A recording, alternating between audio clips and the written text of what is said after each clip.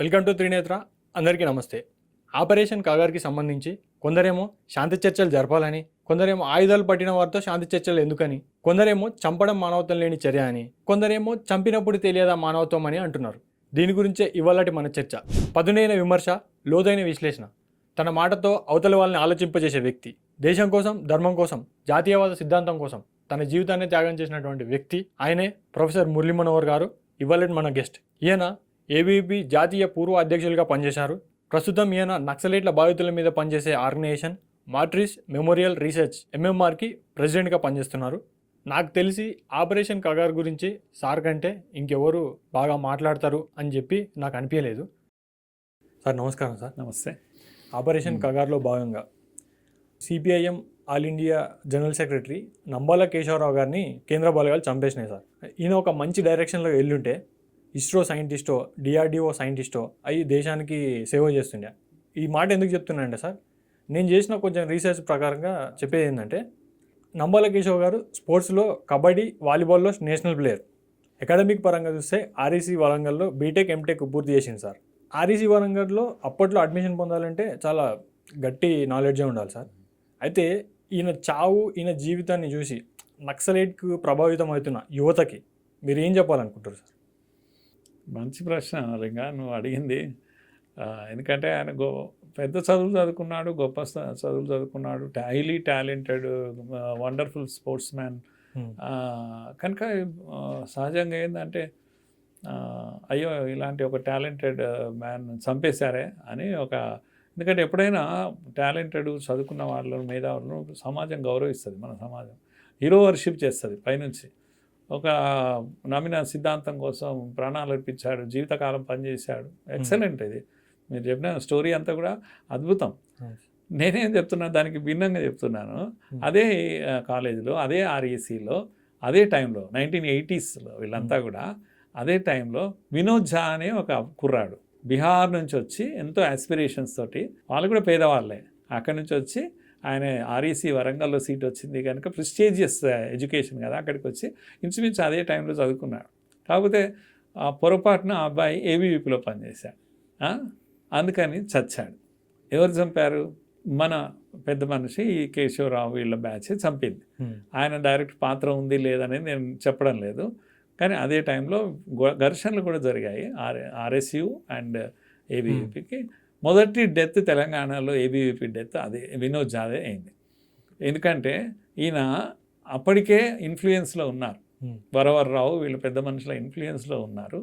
ఇంకా ఆ సిద్ధాంతాన్ని నమ్మాడు, వెళ్ళాడు, తర్వాత అడవిలోకి వెళ్ళాడు. ఆ మర్డర్ తోటే ఆయన మర్డర్లు మొదలైనవి, చాలా చేశారు. ఇక తర్వాత ఆర్మీ జవాన్లను, సిఆర్పిఎఫ్ జవాన్లను అన్నింటినీ ఇన్నేళ్ళు ఆయన చంపుతూనే వచ్చాడు. ఇన్నేళ్ళుగా ఆయన చంపిన కేసులే చాలా ఉన్నాయి. చంద్రబాబు నాయుడు ఆ కేసులో కూడా ఉన్నాడు ఆయన. కనుక నా పాయింట్ ఏంటంటే, ఆయన ఎంత talented, highly educated, bright boy, కానీ చేసిన పొరపాటు ఏంటంటే తప్పుదారి పట్టాడు, అడవిలోకి వెళ్ళాడు, అన్నగా మారిపోయాడు. కానీ అదే జాబ్ బ్రతుకుంటే, నేను అదే టైంలో ఇంచుమించుగా నాకు కరెక్ట్గా 1-2 years తేడా ఉంటుంది. కృష్ణప్రసాద్ ఐఏఎస్ ఒక దళిత కుటుంబం నుంచి వచ్చాడు, అదే వరంగల్. ఈరోజు బాపట్ల ఎంపీ ఆయన. ఈ రాష్ట్రంలో ఆయన లిడ్ క్యాప్ మూవ్మెంట్ నడిపారు. ఎంతమంది దళితుల పిల్లలకు ఓ ప్రాజెక్ట్ చూపించాడు ఆయన అవకాశం వచ్చినప్పుడు, ఈ ప్రభుత్వం దగ్గర పనిచేసి. ఆయన కూడా అక్కడే చదువుకున్నాడు, తర్వాత ఐఏఎం చదివాడు, ముంబైలో వెళ్ళి చదివారు. అదే టైంలో ఉమామహేశ్వరరావు గారు అని మాకు తెలిసిన వాళ్ళు వీళ్ళంతా ఇంచుమించు ఆ టైంలో బయటకు వచ్చిన వాళ్ళు. ఇదే సిద్ధాంతం వేరే, కానీ ఉమామహేశ్వరరావు గారు గొప్ప ఐఏఎస్ ఆఫీసర్, ఇక్కడ తెలంగాణలో, ఆంధ్రాలో అందరికీ తెలుసు, గొప్ప అధికారిగా మారారు.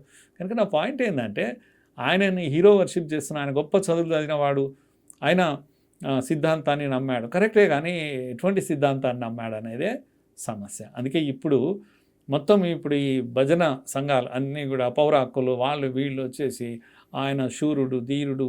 నా పాయింట్ ఏంటంటే, ఇలాంటి వాళ్ళందరూ యూత్ కూడా ఇప్పుడు వింటే ఏమనిపిస్తుంది, అరే ఎంత గొప్ప ఇది కదా, ఎంత టాలెంటెడ్ కదా, చంపేశారే అని ఒక రకమైన సింపతిని డ్రా చేసే ప్రయత్నం చేస్తున్నాను. నేను యూత్, పర్టికులర్గా తెలంగాణ యూత్కు మీరు జాగ్రత్తగా ఉండండి. ఎందుకంటే ఈ దేశంలో 60 కోట్ల మంది యువత ఉన్నారు.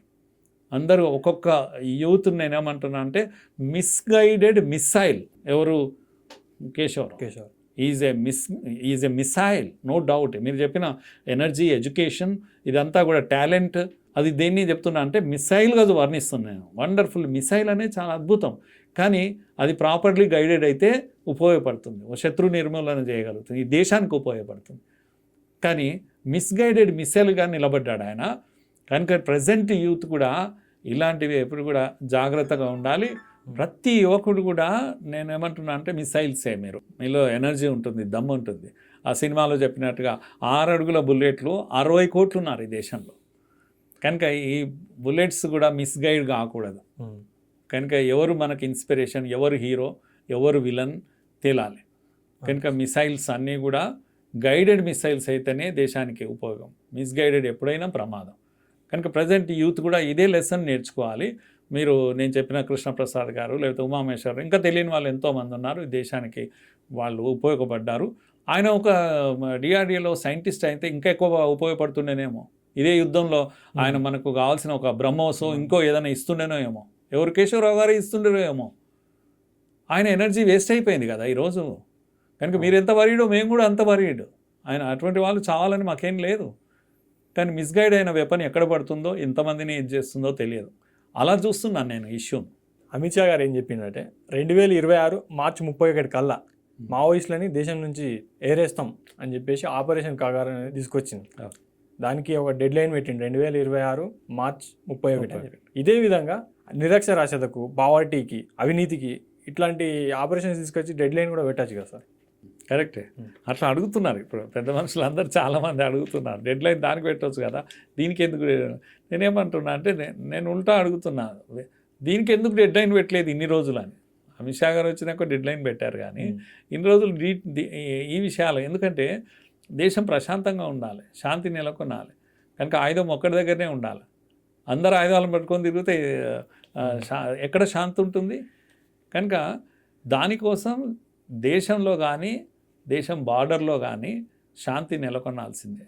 ఇది ప్రభుత్వం పని అది.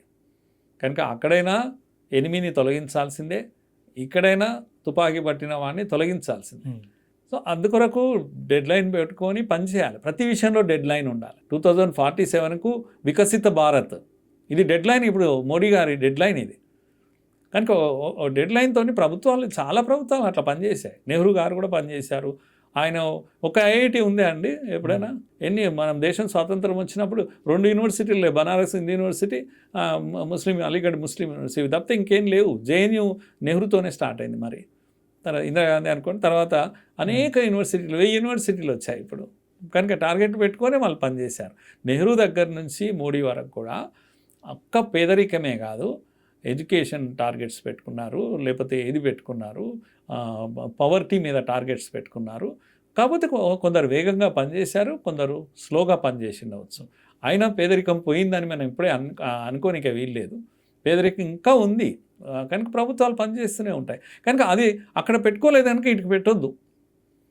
అంటే మీరు ఏమంటాం, డైవర్స్ చేసే టాక్టిక్స్ ఇవన్నీ కూడా అంతే తప్పితే మీతో చిత్తశుద్ధి ఉందా? పేదరికం మీరు నిర్మూలిస్తున్నా. నేను వీళ్ళని అడుగుతున్నాను, ఎవరైతే డెడ్ లైన్ అక్కడ పెట్టుకోలేదు, నేను అక్షరాస్యత 100% ఇంకా సాధించనే లేదు ఈ దేశం, అక్కడ చేయలేనివని ఇక్కడే చేస్తున్నారు ఎందుకు మీరు అడుగుతున్నారు కదా.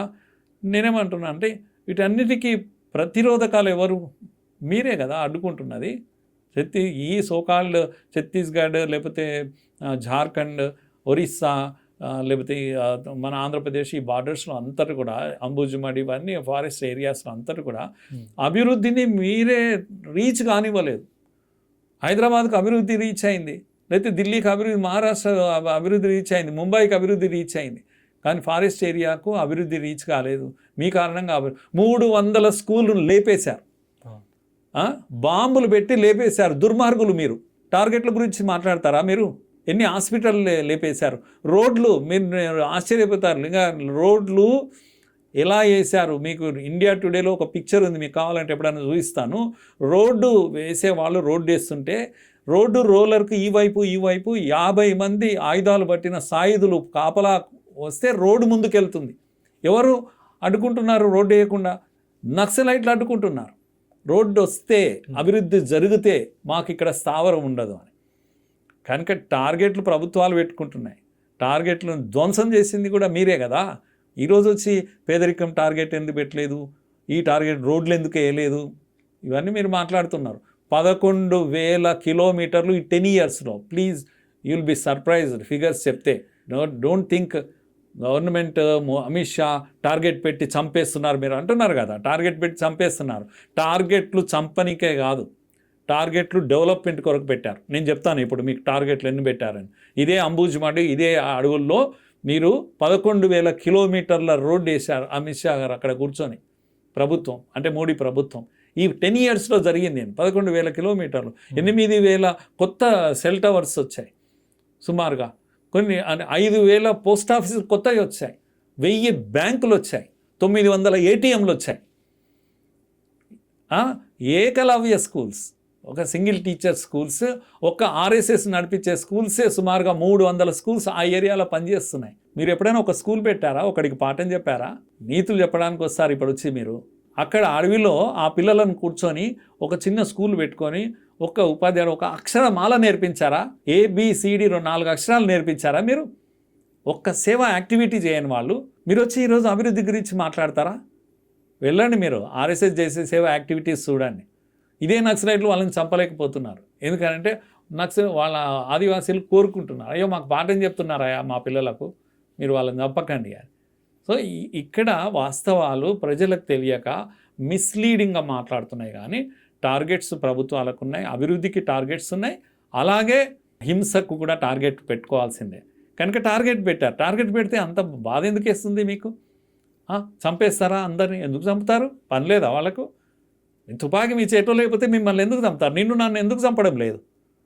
కనుక ఆర్మీ ఉన్నది, పోలీసు ఉన్నది, చేతులు కట్టుకొని ఇంట్లో పడుకోవడానికా? ఎక్కడ అశాంతి ఉంటుందో అక్కడికి వెళ్తుంది ఆర్మీ పని అది. మీరు లేకపోతే ఏ ప్రాబ్లం లేదు, టార్గెట్లే అవసరం లేదు. టార్గెట్స్, పేదరిక నిర్మూలన టార్గెట్స్ ఇవన్నీ మాట్లాడుతున్నాయి. సోకాల్ నక్సలైట్స్ వాళ్ళు పేదరిక నిర్మూలన కొరకు ఏం చేశారు? ఎక్కడైనా ఒక గ్రామాన్ని ఒక మోడల్ క్రియేట్ చేశారా? మీరు ఉన్న దగ్గర డెవలప్మెంట్ లేదు, ఫినిష్. ఒకటే ఆన్సర్ నాది ఏంటంటే, wherever you are there is no development. అభివృద్ధి నిరోధకులు మీరు. పైగా మీరు ఏదో ధనవంతుడిని కొట్టి పేదోడికి పంచి ఇది కాదు. అరే ఆ గాంజాయి అమ్ముకునే వాళ్ళు కూడా ఎగ్జిస్ట్ అవుతారు, వాళ్ళని కూడా చంపలేదు మీరు ఎన్నడూ కూడా, ఏ రోజు కూడా. ఆ బీడీ దందాలు కార్మికులు ఉంటారు కదా, బీడీ ఆకులు సేకరించే కాంట్రాక్టర్స్ని కూడా మీరు చంపలేదు, వాళ్ళని చంపరు మీరు ఎప్పుడు కూడా. లేకపోతే మేఘారెడ్డి లేకపోతే ఇటువంటి పెద్ద పెద్ద 1000 కోట్ల ప్రాజెక్టులు కట్టే వాళ్ళని మీరు ఎప్పుడైనా చంపారా? వాళ్ళ దగ్గర మీరు ఎక్స్టార్షన్ చేస్తారు మీరు. అసలు మీకు డబ్బులు అందుతున్నదే అక్కడి నుంచి. కనుక ధనవంతులు, కోటీశ్వర్లు, అక్రమ సంపాదన చేస్తున్న వాళ్ళు, అంబానీలు, అదానీలు, వీళ్ళని ఎవ్వరిని మీరు చంపలేదు ఈ 70 ఏళ్ళలో 60 ఏళ్ళలో.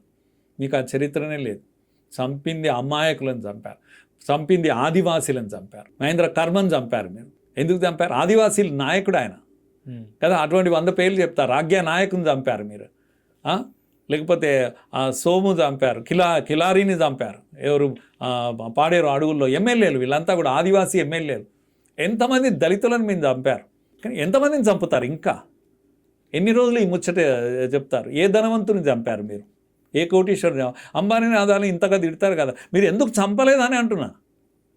కమాన్, చంపండి, వాళ్ళ ఆస్తులని కూడా పేదలకు పంచండి. ఊరికే వాళ్ళ మీద ఏదో మోడీ వాళ్ళ కొరకే బ్రతుకుతున్నాడు అన్నట్టుగా చెప్తుంటారు కదా. ఇక్కడ తెలంగాణలో అత్యధికంగా డబ్బు సంపాదిస్తున్నవాడు మేఘారెడ్డి. ప్రభుత్వం కేసీఆర్ అన్న ఉండని, రేవంత్ రెడ్డి అన్న ఉన్నాను. ఏ రెడ్డి ఉన్నా ఆయనకు వచ్చేది వస్తుంది కదా. మీరు ఏం చేశారు చెప్పండి? ఇదే కంపెనీ యొక్క వాళ్ళ మనుషులన్నా చంపారా పోనీ? కనుక మీ నిజాయితీని ఎవడు అడుగుతున్నాడు? మీరు అందరినీ ప్రశ్నించేవాళ్ళు. మీరు ఎవరికి పంచారు? ఎంతమందికి పంచారు? మీ ఆయుధాల ఇండస్ట్రీని పెట్టుకోవడానికి డైరెక్ట్ సోరోస్ నుంచి ఇక్కడి వరకు మీకు పంపకాలు ఉన్నాయి కదా. కనుక మిమ్మల్ని ప్రశ్నించే వాళ్ళు లేక మీరు ఇప్పుడు వచ్చి ఇదేంది యూట్యూబ్ల మీద వాటి మీద అడ్డదిడ్డంగా అందరినీ ప్రశ్నిస్తున్నారు. కనుక మీరు జవాబు చెప్పండి ప్రజలకు. మీరు ఏం చేశారు 50 ఏళ్లలో? ఏం చేశారు చెప్పండి. మీరు జవాబు కాదా? ఇన్ని హత్యలు చేశారు కదా, మీ హత్యల లిస్ట్ చెప్పనా నేను? ఒక్క BBC ఇచ్చిన రిపోర్టే 11,000 హత్యలు చేశారు ఈ 20 yearsలో. మీరు 11,000 కామన్ మ్యాన్ చంపారు. మీరు ఏం ఉద్ధరించారు అంతమందిని చంపి? మీ రక్తపాతంతో ఎవరికి ఒదిగింది? ఒక గ్రామం, ఒక మోడల్ విలేజ్ ఊహించండి. మీరు సుమారుగా 10 రాష్ట్రాల్లో, మీరు 190 జిల్లాల్లో మీరు స్ప్రెడ్ అయ్యారు కదా, రెడ్ కారిడార్ అన్నారు కదా. అక్కడ పశుపతి నుంచి తిరుపతి వరకు మీరు స్ప్రెడ్ అయ్యాం, మేము మా రాజ్యం నడుస్తుంది అన్నారు కదా. మరి మీరు ఇంత పెద్ద రాజ్యం నడిపించారు కదా, సమాంతర ప్రభుత్వాలు నడిపించారు, కోర్టులు పెట్టారు, ప్రజా కోర్టులు అన్నారు, అదే అన్నారు, ఇదే అన్నారు, హంగామా అన్నారు కదా. కమాన్, మీరు ఇంత నడిపించినప్పుడు 60-70 ఏళ్లలో మీ స్కూల్స్ ఎక్కడున్నాయి, మీ కాలేజెస్ ఎక్కడున్నాయి, మీ హాస్పిటల్స్ ఎక్కడున్నాయి, ఆదివాసీల కోసం ఎంత అభివృద్ధి చేయించారు, ఒక గ్రామ మోడల్ విలేజ్ మేము ఇక్కడ చేశాము అని చూపించండి. ఎంతమందిని ప్రశ్నిస్తారు? మిమ్మల్ని ప్రశ్నించేవాడు లేక. కానీ కొంతమంది ఏమంటున్నారంటే సార్, భారత ఆర్మీ నక్సలైట్లు ఇద్దరు దేశభక్తులే, భారత ఆర్మీ శత్రు దేశాల నుంచి దేశాన్ని కాపాడుతుంది, అదే ఇప్పుడు మావోయిస్టులు ఏమో ఆదివాసులను కాపాడుతున్నారు, వాళ్ళ హక్కులను కాపాడుతారు అని చెప్పి అంటారు సార్. దీని గురించి మీరేమంటారు సార్? ఒకటి లింగా, నేను ఫస్ట్ థింగ్ నీతో డిఫర్ అయ్యేది ఏంటంటే, దేశభక్తులు అనకండి దయచేసి. వీళ్ళు ఎన్నటికీ దేశభక్తులు కాదు. వీళ్ళు ఆర్మీ జవాను పుట్టకుట్టి కోసం ఉండొచ్చు, ఏదైనా కావచ్చు, తెగించి ఆడ కూర్చున్నాడు, గన్ను పట్టుకున్నాడు, ఏది వస్తే ప్రాణమన్నా ఇస్తాడు, ప్రాణమన్నా తీసేస్తాడు. వాడు ఈ దేశాన్ని కాపాడుతున్నాడు, హాయిగా నిద్రపోతున్నాం మనం. నువ్వు ఉన్నందుకు ఎవరికి నిద్ర లేదు. నువ్వు తుపాకీ పట్టినందుకు ఈ దేశం మొత్తం ఆర్మీ జవాన్ల దేశభక్తి కారణంగా నిద్రపోతుంది హాయిగా సుఖంగా. కానీ నువ్వు ఎక్కడ ఉంటే అక్కడ నిద్ర లేదు. అసలు నేనేమంటున్నాను, ఆదివాసులను నువ్వు కాపాడడానికి పోలీసులు ఈ ఆదివాసీల దగ్గరికి ఎందుకు వెళ్ళారు? నా ప్రశ్న ఒకటి. కామన్ యూత్ నేను అడుగుతున్నా, పోలీస్ ఏడుండాలండి? పోలీస్ స్టేషన్లో ఉండాలి. లేకపోతే సిఆర్పిఎఫ్ ఆర్మీ ఏడుండాలి? బ్యారక్స్లో ఉండాలి. యుద్ధం ఉంటే పోవాలి కదా. మరి అడవులల్లా, ఈ అంబూజ్మడ్లా, లేకపోతే కర్రెగుట్టలల్లా ఎందుకు పోయినరు వీళ్ళు? ఎందుకు పోయారు అంటే, ఆదివాసీలు అడవులల్లో ఉన్నారు కనుక ఆదివాసీల బ్రతుకు ఇన్ని రోజులు లేదా, పోలీసు లేకుండా వాళ్ళు బతుకులేదు, వాళ్ళ బ్రతికేదో వాళ్ళు బతుకుతున్నారు, ప్రశాంతంగా ఉన్నారు. కానీ మీ నివాసం కోసం, మీ షెల్టర్ కోసం, మీకు సెక్యూరిటీ కోసం కర్రెగుట్టల్లో 300 బంకర్లు, 300 బంకర్స్ మొన్న బయటపడ్డాయి. 300 బంకర్స్ ఏందది? వాళ్ళు ఉండడానికి కావాల్సిన ఏర్పాట్లన్నీ చేసుకున్నారు. ఆయుధ నిర్మాణం చేసేట ఇండస్ట్రీలు ఉన్నాయి అక్కడ లోపల. ఆయుధాలు తయారు చేసుకుంటారు సొంతంగా. ఇంకెన్నెన్నో ఉన్నాయి, అన్నీ బయటకు వస్తూ ఉన్నాయి. కనుక మీరు ఆ కర్రెగుట్టలు లేకపోతే అంబూజిమాడ్ అంటేనే దుస్సాధ్యమైన, ఛేదించలేని, ఎవరు పోలేని చెప్తుంటారు కదా. బ్రిటిష్ వాడు సర్వే కొరకు దేశమంతా తిరిగాడు, కానీ అంబూజిమాడ్ ఏరియాలో పోలేదు. ఎందుకంటే అక్కడ ఎవడు పోలేని ఆదివాసీలు మాత్రమే ఉండే ఆ ప్లేస్లోకి నువ్వెందుకు వెళ్ళావు? ఎందుకంటే నీ ప్రాణరక్షణ కోసం నువ్వు వెళ్ళావు. తర్వాత ఆదివాసీలు అమాయకులు, వాళ్ళు అడిగితే ఇంత భోజనం పెడతారు, వాళ్ళతో ఉన్నావు అంతే. నువ్వు అక్కడ షెల్టర్ తీసుకొని దేశం అంతా విధ్వంసం క్రియేట్ చేసావు. ఇక్కడ ఒక ల్యాండ్ మైన్ పెట్టావు, ఒక వ్యాస్ను లేపావు, అక్కడ ఒక ల్యాండ్ మైన్ పెట్టావు, ఐపీఎస్ ఆఫీసర్ని లేపావు. ఎంతమంది ఐపీఎస్ ఆఫీసర్ని చంపేశావు నువ్వు? ఎంతమంది ఆర్మీని చంపావు? ఒక్క ల్యాండ్ మైన్ పెడితే 76 మంది సిఆర్పిఎఫ్ జవాన్లు ఖతమైపోయారు కదా. ఏం సాధించావు? వీళ్ళందరినీ చంపి. కనుక నువ్వు అక్కడ ఉంటే దేశానికి ఇంత ప్రమాదం ఉంది కదా. ఎంతమంది లీడర్స్ చంపావు? ఇంతకుముందు చెప్పిన నేను వీళ్ళందరి పేర్లు చెప్పాను. కాంగ్రెస్ లీడర్ని చంపారు, టీడీపీ లీడర్లను చంపారు వీళ్ళు. చంద్రబాబు మీద మిస్ అయ్యారు, ఈయననే కేశవరావు గారు దాంట్లో ఆ హత్యలో ఉన్నారు. కనుక ఇక్కడ శ్రీపాదరావు గారు చనిపోయారు, ఇప్పుడున్న శ్రీధర్ గారు వాళ్ళ ఫాదరు, హయగ్రీవాచారి గారు గొప్ప నాయకుడు, కాంగ్రెస్ నాయకులు, మాధవ్ రెడ్డి టీడీపీ నాయకుడు, హోమ్ మినిస్టర్గా ఉన్నారు. ఎంతమందిని చంపేశారు మీరు? ల్యాండ్ మైన్ ఎక్కడ వెళ్తుందో తెలియదు, ఎవడు చేస్తాడో తెలియదు, ఎవ్వడికి భద్రత లేదు, ఎవ్వడికి నిద్ర లేదు. మీరు చేసిన పనికి ఏం సాధించింది ఏమన్నా ఉందంటే ఏం లేదు. కనుక మీకు వాకు పోలిక లేదు. మీరు దేశ ద్రోహులు. మీరు తుపాకీ బట్టి విధ్వంసం క్రియేట్ చేశారు, నిద్ర లేకుండా చేశారు. కనుక ప్రభుత్వం తప్పకుండా, అందుకని నేనేమంటున్నా అంటే, ఆదివాసీల సమస్య ఈరోజు చెప్తున్నారు కానీ ఆదివాసీలను కాపాడడానికి వెళ్ళలేదు వీళ్ళు. వీళ్ళ ప్రాణరక్షణ కొరకు ఆదివాస ప్రాంతాల్లో వీళ్ళు వెళ్ళారు. కనుక పోలీసు అక్కడికి వచ్చారు. మీరు లేరనుకోండి, పోలీసు అక్కడ లేరు. సింపుల్ విషయం ఏంటంటే, మీరే లేకపోతే పోలీసులు అక్కడికి రారు, అవసరం లేదు. అప్పుడు ఆదివాసీలు వాళ్ళ బ్రతికేదో వాళ్ళు బ్రతుకుతారు. ఈరోజు ఆదివాసీల పేర్లు చెప్తున్నారండి మీరు. పోలీసులు వెళ్ళి ఆదివాసీలను చంపేస్తున్నారు. ఎందుకు చంపుతారు? వాళ్ళకేం పని లేదా అయింది? ఆదివాసీలు ఏమన్నా నేరస్తులా? వాళ్ళ ఆ పూలు ఫలాలు పండ్లు ఏ దొరికింది తిని బ్రతికే వాళ్ళకు పాపం. పోలీసులు ఏం చేయాలి? పోలీసులు ఎందుకు వెళ్తారు? అసలు అవసరం లేదు అక్కడ. కనుక ఇదొక ఏమంటాం, తప్పుదారి పట్టించే నెరేటివ్ ఇది. కనుక ఇక అక్కడ కర్రెగుట్టల్లో వెళ్ళి ఆదివాసీలకు భద్రత లేకుండా మీరు చేస్తున్నారు. కనుక మీరు తుపాకులు పారవేస్తే ఏ సమస్య లేదు, అంతా శాంతి శాంతి శాంతి. అశాంతికి మూల కారణం మీరు కనుక మీరు సింపుల్గా మీరు తుపాకులు బారవేసేయండి, ఆదివాసులు హ్యాపీగా ఉంటారు, దేశం కూడా హ్యాపీగా ఉంటుంది. ఉస్మాన్ యూనివర్సిటీ ప్రొఫెసర్ కాసిం గారు ఏమంటున్నారంటే, ఇప్పుడు ఆయన ఆర్ట్స్ కాలేజ్కి ప్రిన్సిపాల్ కూడా, మావోయిస్టులని చంపగలరు కానీ వాళ్ళ ఉన్న భావజాలని చంపలేరు అని చెప్పేసి అంటున్నారు. ఇదే ఉస్మాన్ యూనివర్సిటీ నుంచి స్వాతి అని చెప్పి ఒక అమ్మాయి మావోయిస్టులో జాయిన్ అయింది. రీసెంట్గా కర్రగుట్టలో ఎన్కౌంటర్లో తను కూడా మరణించింది. ఇప్పుడు ఆమె అలా కావడానికి కారణము ఇలాంటి వ్యక్తులే ప్రేరేపించారు అనుకోవచ్చా? బాగా అడిగారు. అదే నిజం కూడా. ఇప్పుడు నక్సలైట్ను చంపేస్తారు. ఏది గన్ను పట్టుకున్న నక్సలైట్ను పోలీస్ చంపగలుగుతుంది, నిర్మూలించగలుగుతుంది. కనుక టార్గెట్ పెట్టుకొని పనిచేస్తున్న అమిత్ షా ఏం చేస్తాడంటే అందరినీ చంపుతూ పోరు. లింగ గారు మీరు గుర్తుపెట్టుకోండి, ఆయన బయలుదేరాడు తుపాకులు పట్టుకుని ఇంక అందరినీ వరుస పెట్టి చంపడానికి అమిత్ షా వెళ్ళలేదు. గన్నులు ఉన్న వాడిని వెంటబడతారు, గన్ లేని వాడిని ఎవరు ఏమన్నారు. కనుక మొన్నటి ఆపరేషన్లో 800 మంది సరెండర్ అయ్యారు, పారిపోయి వచ్చారు. వాళ్ళకు అన్ని సౌకర్యాలు ఏర్పాటు చేస్తున్నారు, వాళ్ళు జీవించడానికి కావాల్సిన ఏర్పాట్లు చేస్తున్నారు. కనుక ఇక్కడ ఇప్పుడు జంపన గారు హాయిగానే ఉన్నారు కదా, ఫ్రీగానే ఉన్నారు కదా, మీద సీతక్క అందరు కూడా ఫ్రీ ఉన్నారు కదా. కనుక తుపాకీ పట్టిన నక్సలైట్, తుపాకీ వదిలేసిన నక్సలైట్లకు షెల్టర్ ఉంది, ప్రభుత్వమే ఇస్తుంది, వాళ్ళకు ఉద్యోగ అవకాశాలు కూడా ఇస్తుంది, బడ్జెట్ కేటాయిస్తుంది. కనుక తుపాకీ పట్టిన వాడు చావాల్సి వస్తుంది తప్పితే తుపాకీ పట్టిన వాళ్ళు చావాల్సిన పని లేదు ఒకటి.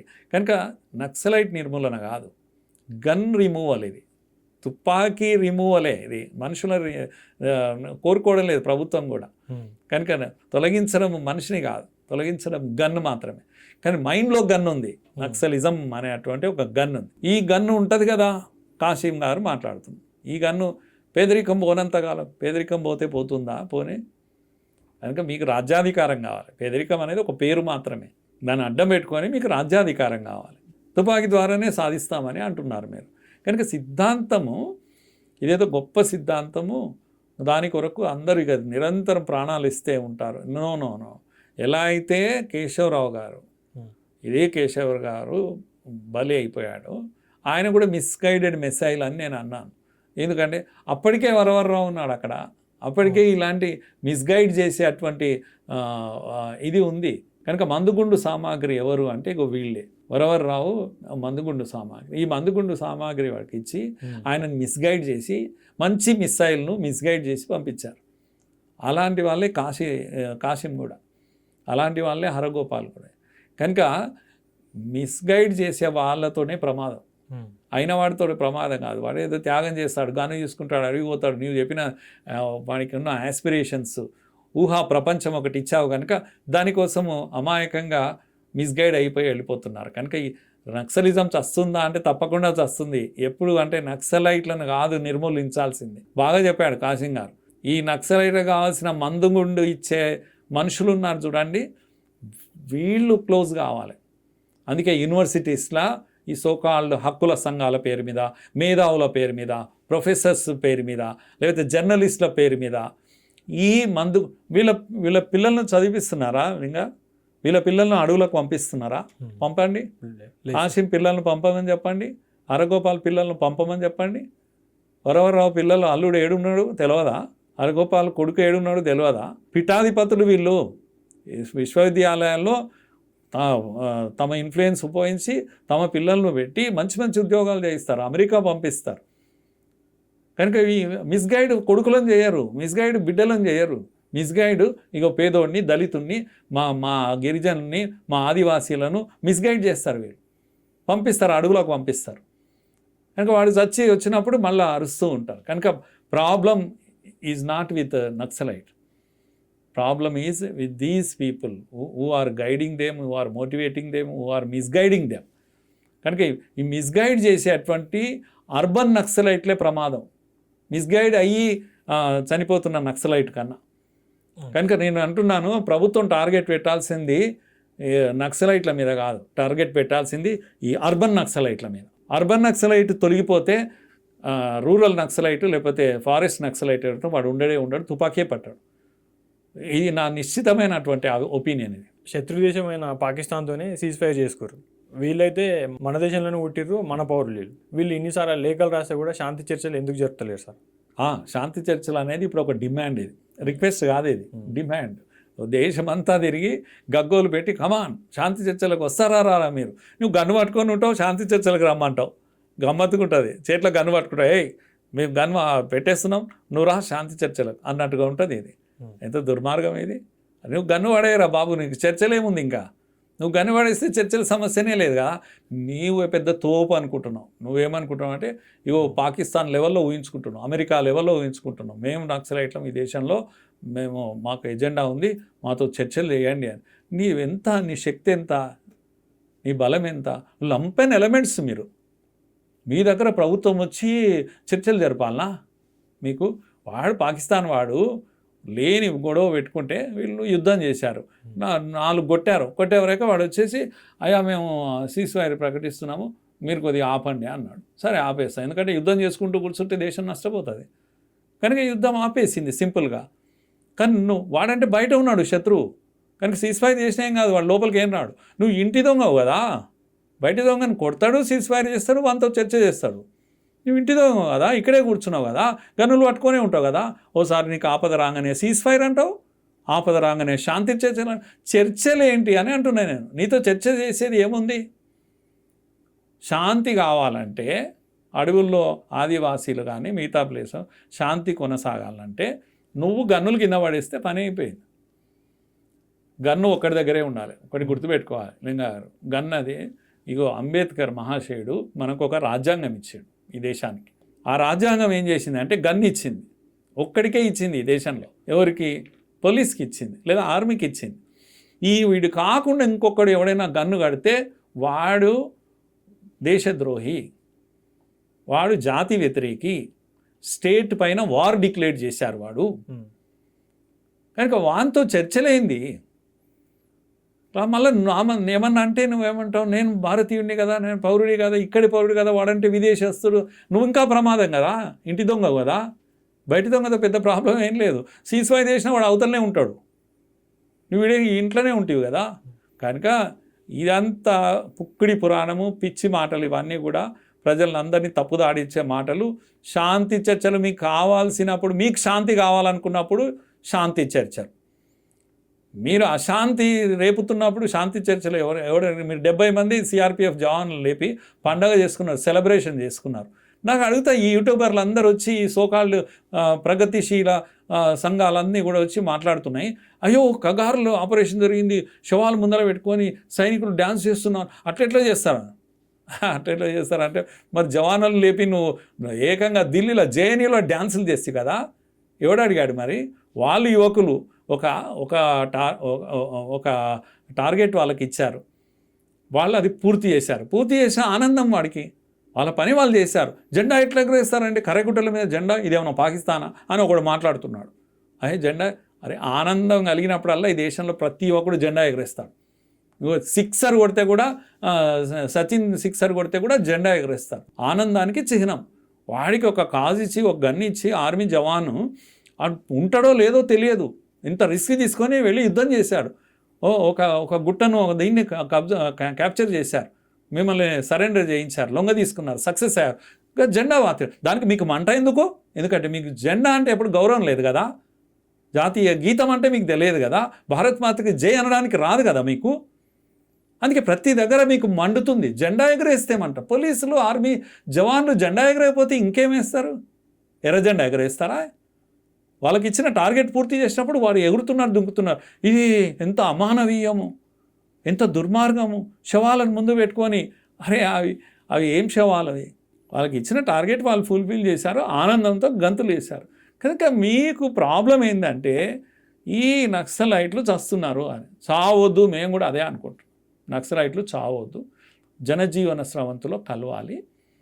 కనుక ఇప్పుడున్న ప్రభుత్వము 3 రకాలుగా 10 ఏళ్లలో 3 రకాలుగా ప్రయత్నం చేస్తుంది. మీరు దయచేసి గుర్తుపెట్టుకోవాలి, చాలా దుష్ప్రచారం జరుగుతుంది. అమిత్ షా బయలుదేరాడు గన్ను పట్టుకొని, ఇక 2026 కథం పట్టి నో కథం పట్టించే సిద్ధాంతం కాదు ఇది. ఫస్ట్ థింగ్ ఏంటంటే ఈ అడవులలో అభివృద్ధి జరుగుతుంది, పెద్ద ఎత్తున టార్గెట్ చేసిన ఇంతకుముందు చెప్పిన రోడ్ లెంత్ 11,000 కిలోమీటర్ల రోడ్డు వెళ్ళింది. కనుక స్కూల్స్ కడుతున్నారు, కాలేజెస్ కడుతున్నారు, లేకపోతే హెల్త్ సెంటర్స్ కడుతున్నారు. ఇదంతా డెవలప్మెంట్ చేస్తున్నారు. ఆదివాసీలు వీళ్ళకి దూరం అయిపోతున్నారు. కనుక రెండవది ఏమంటాం, ఇంటెలిజెన్స్, పెద్ద ఎత్తున ఇంటెలిజెన్స్ పనిచేస్తుంది. కనుక మీరు ఎక్కడున్నా ఏదున్నా కూడా దొరకబట్టేయగలుగుతున్నారు, మీ సమాచారం తీసుకోగలరు. మూడవది, మొదటిసారి ఈ దేశంలో సెంట్రల్ అండ్ స్టేట్ గవర్నమెంట్స్ కోఆర్డినేషన్తో ఈ ఆపరేషన్స్ జరుగుతున్నాయి. కనుక మీరు ఎక్కడ తప్పించుకోలేకపోతున్నారు. ఈ ఆపరేషన్ కగార్ అనేది అంబానీ ఆదానికి ఆ భూములు కట్టబెట్టడానికి ఈ ఆపరేషన్ని చేస్తున్నట్టు కొందరు మేధావులు మాట్లాడుతారు సార్ దీని గురించి. అది కరెక్టే. అందుకొరకే నక్సలైట్లను చంపేస్తున్నారు. కనుక నక్సలైట్ ఉంటే ఇవి చేయడానికి చేత కాదు, వీలు కాదు, అడవులన్నీ తీసుకుపోయి అంబానీలకు అదానీలకు, ఇది కదా వాళ్ళు చెప్తున్నారు నరేటివ్. నేను ఒక విషయం చెప్తున్నాను లింగ, ఇది ఖనిజ సంపద ఏదన్నా ఉంటే ఒకవేళ భూమిలో అది ఎవరికి చెందుతుంది? పోనీ లోపల ఉంది, మీరు నక్సలైట్లు ఆడ కూర్చొని తుపాకులు పట్టుకొని దాన్ని కాపలా కాస్తున్నారు. లోపల ఉండి ఏం చేస్తుంది? అది గుడ్లు పెడుతుందా? కనుక ఈ దేశం యొక్క ఖనిజ సంపద ఈ దేశానికి చెందాలి. అది అంబానీ అదానీ తర్వాత విషయం ఒకటి.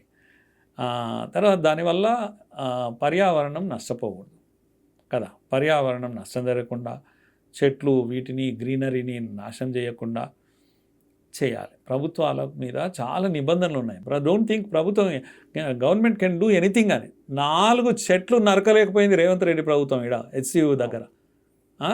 4 చెట్లు నరికితే బింగిల్ తీపిస్తుంది కోర్టు ఇప్పుడు కదా. చీఫ్ సెక్రటరీ పరిగెత్తుతున్నారు. చేసిండు వాడు, రాత్రి పెట్టిండ్రు వాళ్ళు, లైట్లు పెట్టిండ్రు, బుల్డోజర్లు పెట్టి కొట్టిపడేసారు. చూసిరు కదా. ఇప్పుడు ఏమవుతుంది? 4 చెట్లు గీడ, అరే సిటీలా నీకు ఏం చేయలేని పరిస్థితి ఈరోజు అంత ఉంటే, నువ్వు ఆడ అంత అటవీ సంపదను కొట్టేసి ఆడ ఉన్న ఖనిజాలను దవ్వుకొని ఎవడుకు అంబానికి అదానికి, ఇదంతా పుక్కుడి పురాణం అని అంటున్నా. ఒకవేళ తీసేది ఉంటే కూడా ఎన్వైరన్మెంటల్ ఇష్యూస్ లేకుండా తీయాల్సి వస్తుంది. ఎవరికి ఇస్తారు ఏందనే తర్వాత తప్పకుండా ఖనిజ సంపద దేశానికి ఉపయోగపడాలి, దేశం యొక్క అభివృద్ధి కావాలి. అట్లాగే డిస్ప్లేస్మెంట్ ఆఫ్ ఆదివాసీస్ ఏదైతుందో వాళ్ళకి నష్టం జరగకుండా, వాళ్ళ జీవనం డిస్టర్బ్ కాకుండా చేయాల్సి వస్తుంది. కనుక ప్రభుత్వాలు ఆషామాషి వ్యవహారం కాదు ఇది. నువ్వు ముచ్చట చెప్తే అందరు వినడానికి లేరు, అందరూ చదువుకున్నాం మేము. కనుక అదానీలు అంబానీలు శ్లోకాలు వాడితే మీరు కూర్చొని అందరూ చెవులో పూలు పెట్టుకొని వినడానికి లేరు ఇక్కడ.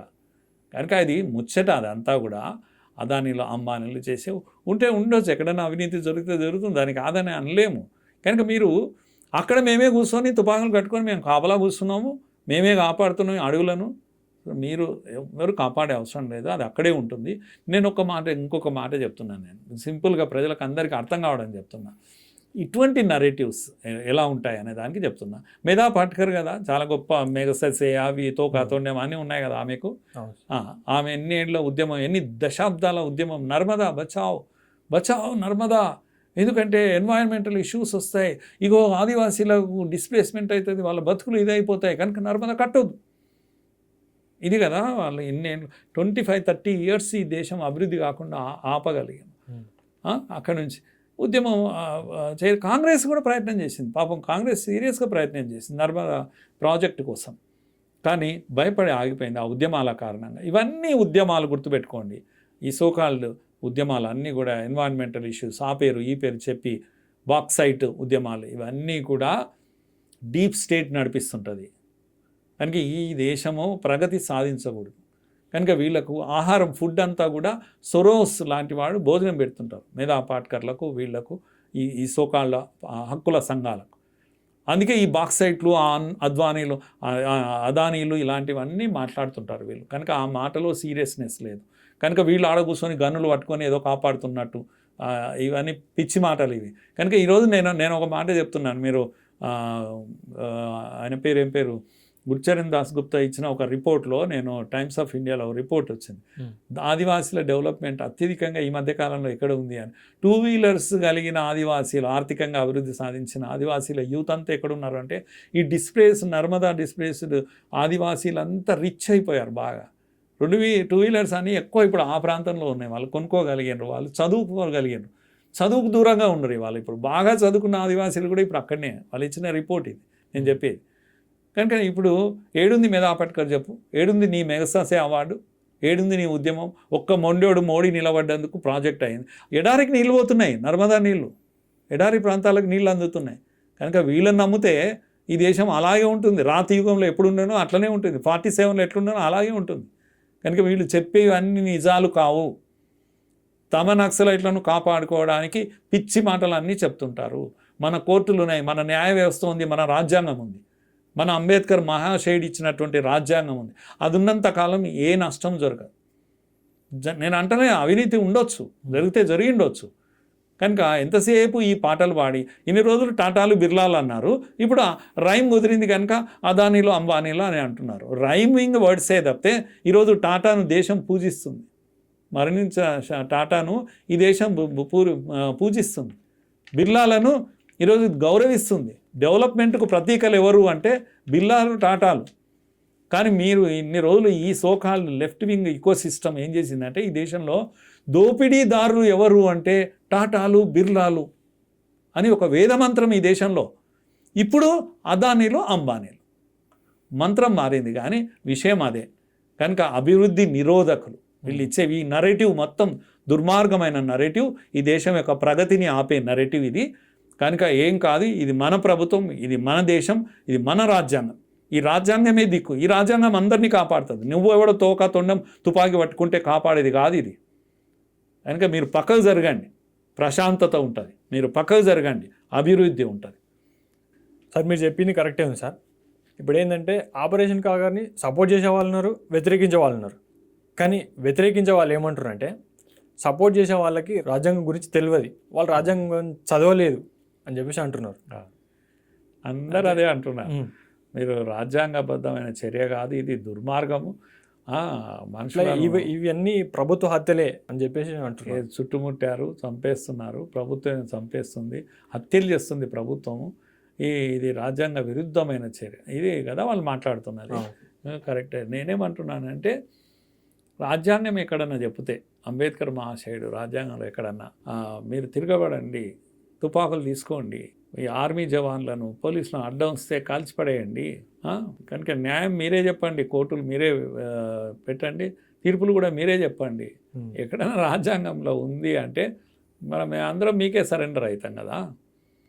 కనుక ఇది దుర్మార్గం. రాజ్యాంగం పేరు మీద జరిగే దుర్మార్గం ఎట్లయితే ఆదివాసీల పేరు మీద దుర్మార్గం ఉందో అట్లాగే రాజ్యాంగం పేరు మీద కూడా దుర్మార్గం జరుగుతుంది.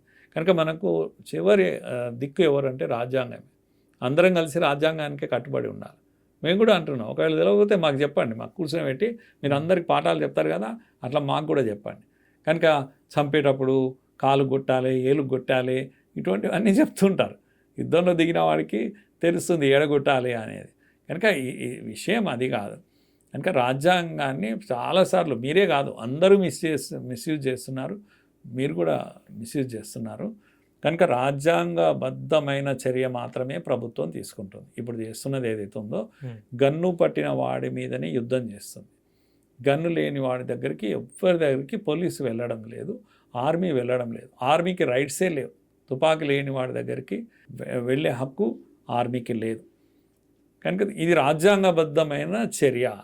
ఆ రోజు నుంచి ఈ రోజు వరకు కూడా ఎందుకు అంబేద్కర్ మహాశయుడు కానీ మహాత్మా పూలే కానీ వీళ్ళందరూ ప్రజాస్వామ్యాన్ని నమ్మిన వాళ్ళే. వాళ్ళు కూడా ఉద్యమాలు చేశారు. వాళ్ళు ఎప్పుడు ఇటువంటి తుపాకులు పట్టిన ఉద్యమాలు వాళ్ళు చేయలేదు. కనుక రాజ్యాంగమే కాదు, నేను అంబేద్కర్ మహాశయుడి అడుగు జాడల్లో నడుద్దాం మనం అంతా కూడా. అంతెందుకు ఆ రోజు నుంచి ఈ రోజు వరకు మీ దగ్గర ఉండి మీ తుపాకీ మోసినటువంటి మందకృష్ణ మాదిగా తుపాకీ వదిలేసి ప్రజా జీవనంలోకి వచ్చి పెద్ద ఉద్యమాన్ని నడిపాడు. దేశంలో ఒక మోడల్ ఉద్యమం అది. కనుక తను అనుకున్నది సాధించాడు, తన వర్గాలకు ఏది కావాలనో అది సాధించాడు. అది న్యాయమాన్యం మీరు తర్వాత మాట్లాడండి. లేకపోతే కృష్ణయ్య గారు ఇన్నేళ్ళ నుంచి చేస్తున్నారు. లేకపోతే అంతెందుకు తుపాకీ వదిలేసిన సీతక్క మినిస్టర్ అయ్యింది రోజు. కనుక రాజ్యాధికారం తుపాకీ గొట్టం ద్వారా కాదు, ప్రజాబలంతో రాజ్యాధికారం సాధిస్తామని మందకృష్ణ మాదిగా ప్రూవ్ చేశాడు. సీతక్క కూడా బయటకు వచ్చింది, లేకపోతే ఇంకో జంపాన బయటకు వచ్చారు. అందరూ వచ్చారు, అందరూ సాధిస్తున్నారు, ఉద్యమాలు చేస్తున్నారు. ప్రజలు కూడా ఎక్కడ న్యాయం ఉందో అక్కడ వచ్చి నిలబడుతున్నారు మీతో పాటు. మీతో తుపాకీ ఉందని రావడం లేదు. మీరు తెలంగాణ ఉద్యమం కావాలనుకున్నారు. ఎందుకు కేసీఆర్ ఇంకెవరో ఎవరు నడిపినా కూడా ఆస్పిరేషన్ అది, ప్రజలు వచ్చి నిలబడ్డారు. కనుక నక్సలైట్లు కూడా చాలామంది ఉద్యమంలోకి వచ్చారు కదా. ప్రజా ఉద్యమం కనుక ప్రజా ఉద్యమాలకు బలం ఉంది. ప్రజలను నమ్ముకోండి, తుపాకీని కాదు మీరు నమ్ముకోవాల్సింది. అయితే ప్రజలు నమ్ముకోండి, లేకపోతే రాజ్యాంగాన్ని నమ్ముకోండి. కానీ మధ్యలో వచ్చి మేమే తుపాకీ పడతాం, మేమే రాజ్యాన్ని నడిపిస్తాం అంటే కుదరని పని. కనుక రాజ్యాంగమే చెప్పింది ఇటువంటిది తొలగించమని. ఇది రాజ్యాంగబద్ధమైనటువంటి చర్య. ఆపరేషన్ కగార్ కంప్లీట్గా రాజ్యాంగబద్ధమైన చర్య. కనుక రాజ్యాంగం ఏమిచ్చింది అంటే బ్యాలెట్ ఇచ్చింది, గెట్ యువర్ పవర్ అని. కనుక కామన్ మ్యాన్ చేతిలో ఈరోజు అతి పవర్ఫుల్ ఏంటంటే బ్యాలెట్ అని. కానీ నువ్వేం నమ్ముకున్నావు? బుల్లెట్ నమ్ముకున్నావు. వదిలేసే నీ బుల్లెట్. బ్యాలెటే అందరికీ దిక్కు. ఈరోజు మందకృష్ణ మాదిగకైనా, లేకపోతే ఇంకెవరికైనా, సీతక్కకైనా, లేకపోతే జంపన్నకైనా, లేకపోతే ఇంకెవరికైనా, మీరు అందరు రాజకీయాలకు రావచ్చు. ఆమె ఊరికే మంత్రి మాత్రమే అయింది. మీరు ముఖ్యమంత్రి కాండి, ఎవరన్నా వద్దన్నారా? కమాన్ కేశవరావు తర్వాత నెక్స్ట్ లీడర్ ఎవరున్నారో మీరు జనజీవన స్రవంతిలో కలవండి. మీరే మా ముఖ్యమంత్రి కాండి, మీకే ఓట్లు ఇస్తాం మేమంతా. మీరు కాపాడండి, అడవులను కాపాడండి, ఆదివాసీలను కాపాడండి, అంబేద్కర్ ఫుడ్ స్టెప్స్లో నడవండి. మాకు కాదు మీరు ముచ్చట చెప్పేది. అంబేద్కర్ మహాశయుడు ఇచ్చిన రాజ్యాంగం బద్ధంగా మీరు నిలబడండి. బూటకపు రాజ్యాంగం, బూటకపు స్వాతంత్రం, బూటకపు న్యాయస్థానం, బూటకపు అన్నిటినీ బూటకంగా మాట్లాడారు మీరు. వదిలేయండి, మేము ఇంకోసారి మాట్లాడమని ముక్కు చెంపలేసుకోవాలి ప్రజల ముందర వచ్చి. మేము ఇదే రాజ్యాంగాన్ని బూటకపు రాజ్యాంగం అన్నారు మీరు. ఇదే కోర్టులను బూటకపు కోర్టులు అన్నారు. ఎవ్రీథింగ్ బూటకమే మీకు. వదిలేసి అసలు మీ ఉద్యమమే ఒక బూటకం, నక్సలిజమే ఒక బూటకం, కనుక శాంతి చర్చలు ఒక బూటకం. ఈ బూటకం నుంచి మనమంతా కామన్ మ్యాన్, మనం అందరం సివిలియన్స్ అందరం బయటపడాలి. ఈ ముచ్చట్లు వినడం కాదు. 2047 వికసిత భారత్ మన లక్ష్యం కావాలి. కనుక ఈ యొక్క పొరపాటున కూడా మనము ఇలాంటి మిస్గైడెడ్ మిసైల్స్గా మనం మారొద్దు. మన యువత మారొద్దు, మన పిల్లలు మారొద్దు.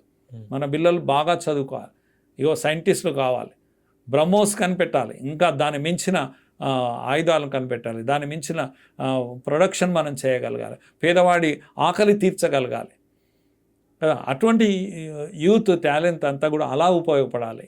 అడవుల్లో పోవాలి, అన్నలు కావాలి. అది అవుట్డేటెడ్ ఫిలాసఫీ. త్రినేత్ర ఛానల్కు ధన్యవాదాలు. చాలా మంచి వీడియోస్ చేస్తున్నారు, మంచి ఇన్ఫర్మేషన్, ముఖ్యంగా యూత్ అండ్ యూనివర్సిటీ వీళ్ళకందరికీ కూడా మీరు ఇవ్వగలుగుతున్నారు. ఒక దేశానికి కావాల్సిన ఒక సర్వీస్ మీరు చేయగలుగుతున్నారు. Really I'm so happy. ఇక్కడ ఈ స్టూడియోకు రావడము, మీరు నన్ను పిలవడం, మీరు మరింత బాగా పనిచేయాలి, మరింత సమాచారం, అన్బయాస్డ్ సమాచారం ఇవ్వగలగాలి. మార్కెట్లో అన్నీ దొరుకుతున్నాయి కానీ అన్బయాస్డ్ సమాచారం దొరకడం లేదు. కనుక మీరు ఆ విధంగా ఫెయిర్గా, వెరీ ఫెయిర్గా, ఓపెన్గా డిస్కషన్ చేస్తున్నారు. ప్రశ్నలు కూడా అట్లాగే అడుగుతున్నారు. కనుక నిజానిజాలు ప్రజలు తేల్చుకుంటారు. కనుక మీరు బయాస్డ్గా ఉండకుండా, అన్ని ఛానల్స్లా కాకుండా మనం ఒక ప్రత్యేకమైన ఒక డిఫరెంట్ ఛానల్ అని అనిపించుకుంటే బాగుంటుంది. శుభాకాంక్షలు, ధన్యవాదాలు. Thank you.